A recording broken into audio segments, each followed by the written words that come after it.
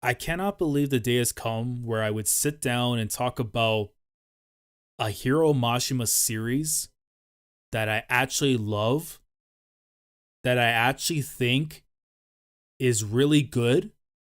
Has hell frozen over? Am I in another dimension? What is going on? But in all seriousness, I cannot believe the day has come where I would sit down and talk about a story written by Hiro Mashima that I've come to fall in love with since catching up to it little over a year ago. For many years, quite a few people, including myself, have given Mashima a lot of stick for how he's handled things with his stories, the characters in them, and the writing behind it all. But those views have since changed dramatically. Right now we're witnessing one of the best ongoing weekly series of this current generation of manga today. It's gaining a ton of popularity and praise each week for a variety of reasons, all of which that it truly deserves. It has not only impressed me since I caught up, but changed my views on Hiro Mashima as someone who is more incapable of writing a manga that is both exciting and engaging to read week in and week out. So let's talk about Eden Zero and why this is the Hiro Mashima series that we've all been waiting for. Let's go.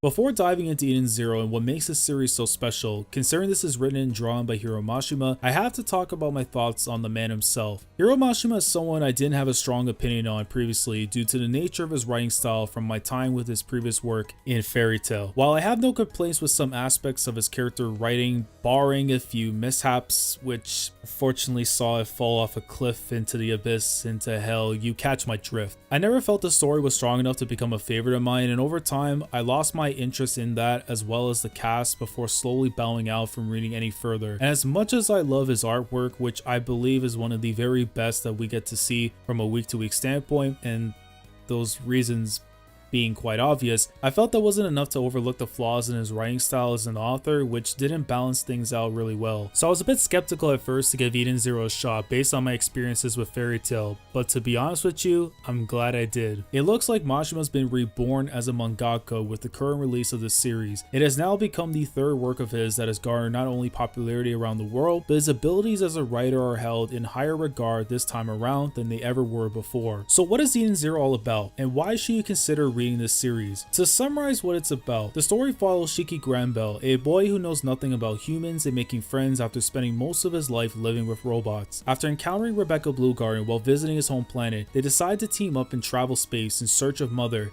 a cosmic deity that can grant any wish to those who find her in the vast oasis of space. Shiki and Rebecca encounter many people on their voyage. Along the way, some of those people will go on to become their comrades and lifelong friends on their journey to find Mother. Now, I have to give some praise to the first chapter of the manga, as this was something I never expected Mashima to deliver right out of the gates for a first impression. The first chapter of any series is normally what you want to win you over, and I cannot stress this enough when I say that chapter 1 of Eden Zero, especially looking back on the impact it had to where the story is currently, is one of the best first chapters I've read in all my time of reading manga. And this isn't just me gassing it up, I genuinely believe it's that damn good and only gets better over the course of time. When you first meet Shiki on planet Granbell and see the environment he grew up in, he lacks the common understanding of human interaction, having been surrounded by robots since he was born. Rather, there's more to it, but I'm not going to spoil you. He does care about his family and those around him while sporting a kind heart. He doesn't know anything that lies beyond his home planet, as Granbell Kingdom is all he ever knew. He's encouraged by his grandfather Ziggy and his friends to go on adventures to see new sights, meet people that will become his friends, and enjoy a life that isn't stuck to one place. The gears that move the course of his life begin to turn long after Ziggy's passing, with Rebecca Bluegarden's arrival, who goes on to become his first real friend that isn't a robot. Their first meeting was, well, a bit chaotic. I'm not gonna blame Shiki entirely, I get where he's coming from, but relax. Shiki had never met a human before Rebecca showed up, and during their time together, Rebecca gets to see the true side of Shiki as someone who genuinely cares and values the bonds he has with people. He is someone who values the concept of friendship that he learned growing up, and to him, that is his sacred treasure. Things take a bad turn the next morning after Rebecca ascends to death when the robots go AWOL, telling Shiki that they cannot be his nor Rebecca's friends because it wasn't part of their program. Machines aren't meant to stand side by side with humans, and after they were long since abandoned by them,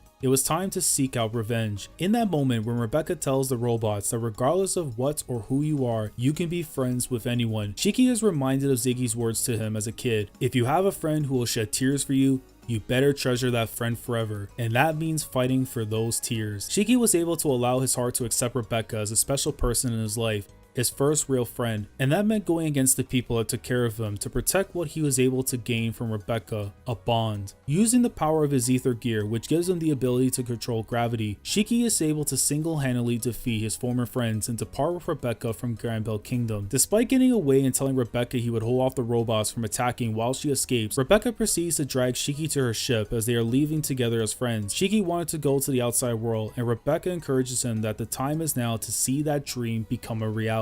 Now, you thought the robots were doing this as part of their program and meant every word of what they said. Nope. Mashima decides to pull the wool over our eyes and reveal that this is all a ruse for the robots to see Shiki off before their energy supplies died out. This was all according to Ziggy's final request before he passed away. Knowing that they couldn't allow Shiki to remain on the planet with nobody to be with after they've perished, it was almost as if it was fate, with Rebecca visiting their planet at that particular time to allow them the chance to let Shiki go explore a new life ahead of him. It's a heart-wrenching moment watching Castellian, Michael, and the rest of the robots slowly break down as they reminisce on the times they spent with Shiki and Ziggy, and even more when Michael states after keeping his promise to Ziggy that if he knew it was going to make him sad and feel lonely, he never needed a heart to begin with. It's one of the most powerful starts to a series, as the people who Shiki called their family have now met their end, yet wanted to ensure Shiki has something to look forward to that won't hold him back from seeing the many things that are across space, along with a new life filled with friends that will help him overcome the feeling of loneliness. Hiro Mashima was in his element with this first chapter, and it completely won me over, wanting me to continue reading this series, as it felt like he properly took the time to outline what he wanted this series to be presented as, that leaves an impact in having the readers wanting to read more of it. From then on, the story moves into many different directions and planets along the way. Shiki goes on to meet countless people throughout his journey, and it's through his travels that you get to see the many different sides of Mashima's story come to life, not just from the writing itself, but through his characters, as the main cast themselves have already become one of my favorites by the current events of the story, due to their interactions and strong bonds that they formed together as a crew, which wouldn't be possible without the careful planning it took to make them stand out so well. Everyone within the crew of Edens are all likable characters, and getting to see their interactions and dynamics among each other explored over the course of every arc is one of the major highlights I can take from Eden Zero. It helps that Mashima had took the time to outline each character, their strengths, their weaknesses, their past, and how that all shapes who they are within the crew, forming the tight-knit bond that they have with each other. I can sit here and ramble and talk about how much I love Shiki, Rebecca, Vice, Homura, Witch, Hermit, Sister, Pino, as well as many others who join later on, but I would be here almost all day explaining those reasons, and I wouldn't have enough time to even go through the actual length of it because there's a lot. So what I will say instead is that if you're someone who enjoys character interactions, bonding time, group work,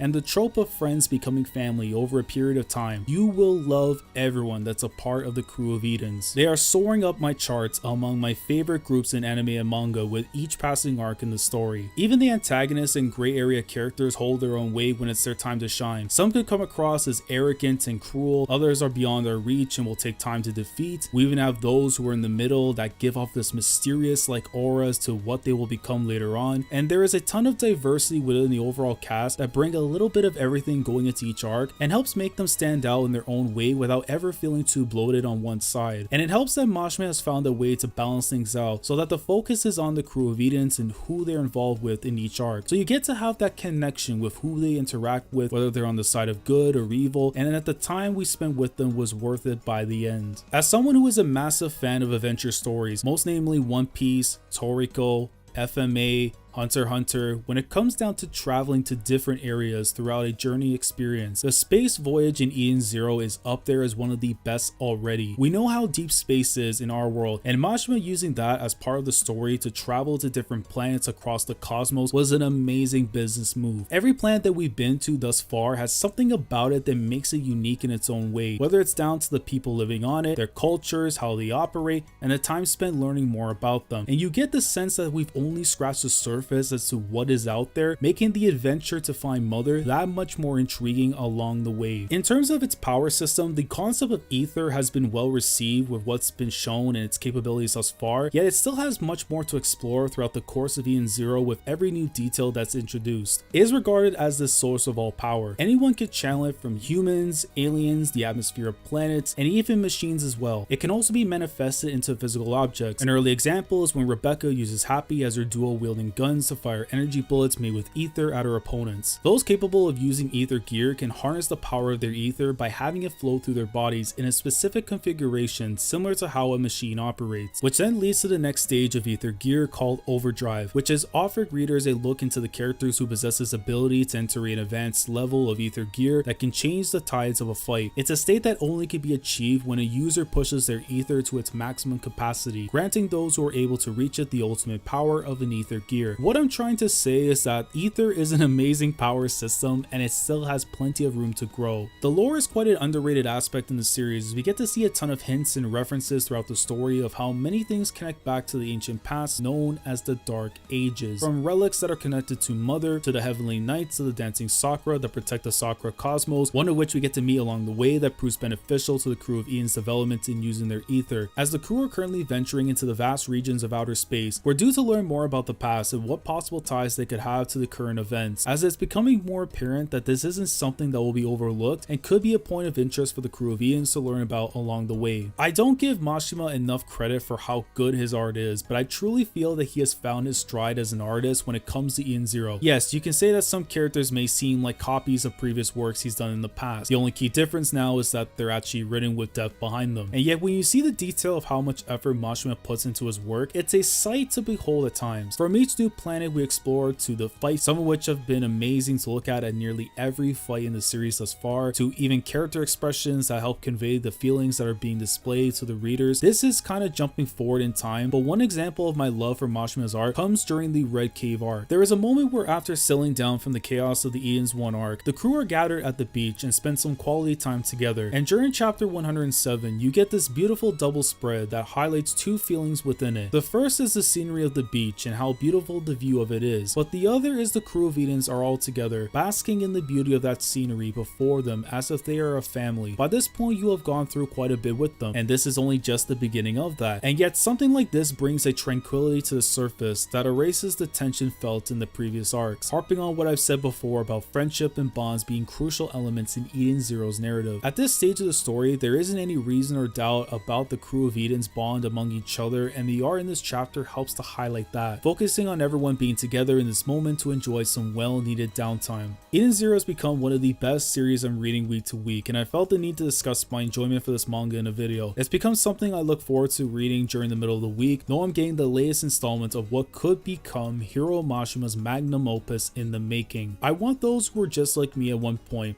that doubted Mashima before, to give this series a shot at the very least. Never judge a book by its cover is something I've been told from a very young age, and that applies even more so to Eden Zero. Its first chapter should be enough to gauge any interest in the series, and along the way, when you get to see what this world, or rather this universe, is like, along with the cast of characters that helped shape the series to be so damn good, you can see that Mashima has something in the work that could turn out to be a special series when all is said and done. And while I have been harping on mainly the manga when it comes to Eden Zero, I would also encourage others to check out the anime as well. JC staff did a brilliant job with their handling of the source material for this anime adaptation. As someone who read Eden Zero first before checking out the anime, I can safely say that they treated Mashima's work with care, were able to display its qualities to the best of their ability, from how good the animation art is to the casting choices for the characters, which brought out the personalities of everyone in the story to life without ever feeling out of place. So despite my pleas for people to give the manga a shot, I would also say that the anime is well worth looking into and you won't be disappointed. I do plan on talking about Eden Zero on my channel now that this video is up, so stay tuned for when the first of hopefully many live reactions will be coming for this incredible series. I will be following the official release either through Crunchyroll or Azuki, so while Tuesdays are the most likely day that I will cover each chapter, there may be some occasions that I will will cover them on Wednesdays instead. But let me know down in the comments what you think of this video. Have I convinced you in any way to give Eden Zero a shot? What are your general thoughts on the series? Do you believe it has a chance of becoming the best manga Hiro Mashima will be remembered for? And if there is anything you'd like to add about the series from your own perspective, feel free to do so down in the comments. Like the video if you enjoyed, subscribe to the channel if you guys are new here if you want to be part of the weekly experience when it comes to my coverage of Eden Zero soon to be. Make sure you do that. Click on the bell of Shandora to stay up to date with everything that goes on the channel. And with that being said, I will catch you guys in the next video. Commodore last signing off. Thank you so much for watching, and as always, take care.